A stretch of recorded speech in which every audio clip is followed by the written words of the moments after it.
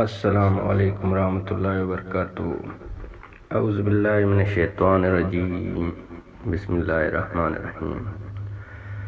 عطر تصوف پر لکھی ہوئی کتاب اکمال الشیم کے بارے میں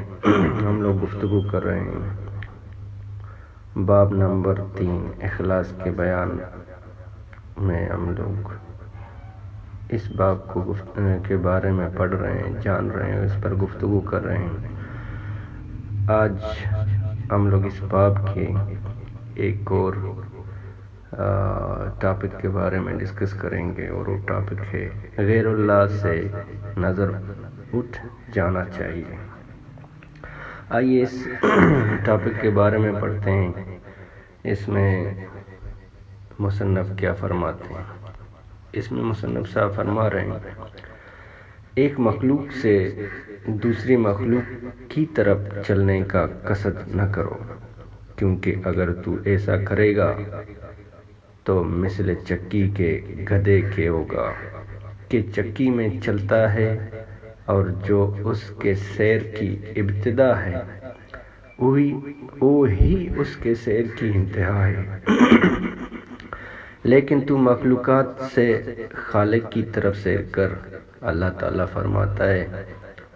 اور بے شک انتہا تیرے پروردگار تک ہے۔ یعنی طالب مولا کا مقصد اصلی یہ ہے کہ ہر امر میں اس کی نظر اپنے مالک کی طرف ہو، اور تمام عبادت اور ذکر و شغل کا حاصل یہی ہے کہ غیر اللہ سے نظر ہٹ جاوے اور دل حق تعالیٰ کی یاد میں مشغول ہو جاوے۔ تو اگر کوئی دنیا دار دنیا کو چھوڑ کر عبادت اور ذکر و شغل میں لگے، اور مقصود اس کا یہ ہو کہ لوگ مجھ کو عابد و زاہد و بزرگ جاننے لگیں، تو وہ ایک مخلوق کو چھوڑ کر دوسری مخلوق کی طرف مشغول ہو گیا، یعنی مال و دولت کو چھوڑا اور نام آوری اور مخلوق کی نظر میں شہرت کی طرف لگ گیا۔ اور ظاہر ہے کہ اس شہرت و نام آوری کا حاصل صرف یہی ہے کہ مخلوق کا گمان اس کی طرف نیک ہو جاوے۔ تو جس طرف وہ مشغول ہوا ہے یہ بھی ایک مخلوق ہے، اور اگر ثواب اور مراتب عالیہ اور ذوق و مزہ کا حاصل ہونا اس کا مقصود ہے تو گویا یہ جائز ہے، لیکن جو مولا کا طالب ہے اس کی شان کے خلاف ہے، اور یہ بھی ایک مخلوق یعنی دنیا کو چھوڑ کر دوسرے مخلوق یعنی ثواب و مراتب عالیہ کی طرف چل رہا ہے۔ اس کی سیر بھی خالق کی طرف نہیں ہے، جہاں سے چلا تھا وہیں جا رہا ہے، اس لیے کہ اور ثواب اور مراتب عالیہ اور نام آوری سب کے سب غیر خدا ہونے میں برابر ہیں، اور ایسا سالک چکی کے گدھے کی مثل ہے کہ وہ زمین کے ایک گول دائرے میں پھرتا ہے، اور جہاں سے چلتا ہے اسی جگہ پر لوٹ آتا ہے، کوئی مسافت قطع نہیں کرتا ہے۔ ایسے ہی یہ سالک ہے کہ ایک مخلوق کو چھوڑتا ہے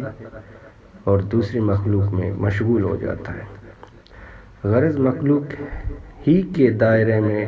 رہا، خالق کے راستے کو بالشت پر بھی قطع نہ کیا۔ پس سالک کو چاہیے کہ تمام مخلوق کو چھوڑے، خواہ وہ دنیا ہو یا ثواب ہو یا کوئی مرتبہ ہو، اور سب سے کوچ کر کے اپنے مولا تک پہنچے۔ اللہ تعالیٰ کا ارشاد ہے کہ بلا شک انتہا تیرے پروردگار تک ہے۔ پس اس آیت کے مضمون پر عمل کرے اور منتہا اپنے مالک حقیقی کو جانے، اور اسی حال میں رنگین ہو جائے۔ ادھر مصنف صاحب لکھتے ہیں کہ یعنی اگر کوئی شخص عبادت کر رہا ہے یا کوئی شخص محنت کر رہا ہے سالک بن کے، اور اس کے تصور میں جو وہ محنت کر رہا ہے، لوگوں کی خدمت کر رہا ہے، خیرات کر رہا ہے، ذکر و فکر کر رہا ہے، گوشہ نشینی اختیار کر رہا ہے، نمازیں پڑھ رہا ہے، نوافل پڑھ رہا ہے، روزے رکھ رہا ہے، حج پہ جا رہا ہے، اسلام کی دعوت دے رہا ہے، لیکن اس کے ذہن کے کسی کونے میں ان سب چیزوں کا ایک چھوٹا سا مقصد ہے، یعنی وہ سب یہ کر رہا ہے کہ لوگ اس کو اچھا جانیں، اچھا سمجھیں، اچھا بولیں، نیک بولیں، عابد زاہد بولیں۔ تو ایسے شخص کی مثال اس گدھے جیسی ہے جو چکی کے گرد گھومتا ہے، وہ جدھر سے وہ اپنا سفر شروع کرتا ہے ادھر ہی آ کے رک جاتا ہے،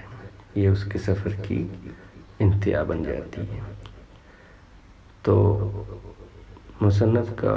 فرمانے کا مقصد یہ ہے کہ یعنی ان چیزوں سے گزر رضا الہی کی خاطر تگ دو کر اسی کو خوش رکھنے کی خاطر محنت کر، اور بلا جزا بلا مقصد کر، کیونکہ مقصد ایک مخلوق بن جاتی ہے، اور مخلوق کہ اگر آپ کا کوئی مقصد کوئی مخلوق ہے تو آپ مخلوق تک پہنچیں گے، خالق تک نہیں۔ تو خالق کی رضا کی خاطر کر، خالق کو پہچانے کی خاطر کر، بلکہ یوں کہہ سکتے ہیں کہ اپنی معراج کی خاطر کر، جہان سے احسن تقویم آپ کا معراج ہے انسان کا، اس معراج کو حاصل کرنے کی خاطر کر، عرفان ہے خداوندی حاصل کرنے کی خاطر کر، اپنے نفس کی معرفت حاصل کرنے کی خاطر کر، خود کو پہچاننے کی خاطر کر، تاکہ آپ اپنی اصلیت کو پہچان جائیں، اپنے نفس کو پہچان جائیں اور اپنے رب کو پہچان جائیں، اور معرفت الہی آپ کو حاصل ہو،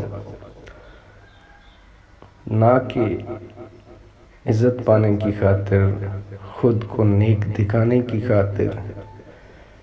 کیونکہ عزت ایک مخلوق ہے، نیک دکھانا بھی ایک مخلوق ہے۔ اگر ثواب کی خاطر آپ کر رہے ہیں وہ بھی ایک جزا مانگ رہے ہو، آپ ایک لین دین والا کام بن جاتا ہے۔ تو ان چیزوں سے گزر اپنے خالق کو مقصد بنا، اس کی رضا کو مقصد بنا، اس تک پہنچنے کو اپنا مقصد بنا، تاکہ آپ اللہ پاک تک پہنچ جائیں اور اپنی اصلیت تک پہنچ جائیں، تو اپنے مرتبہ و مقام کی آپ کو پہچان ہو، معرفت ہو، عرفان ہو، اور اپنی معراج تک آپ پہنچ سکیں۔ اور جو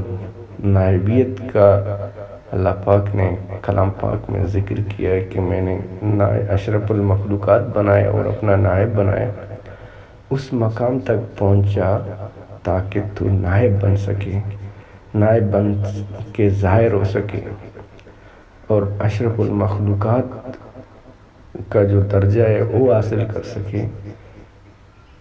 اس تک پہنچ سکے، تاکہ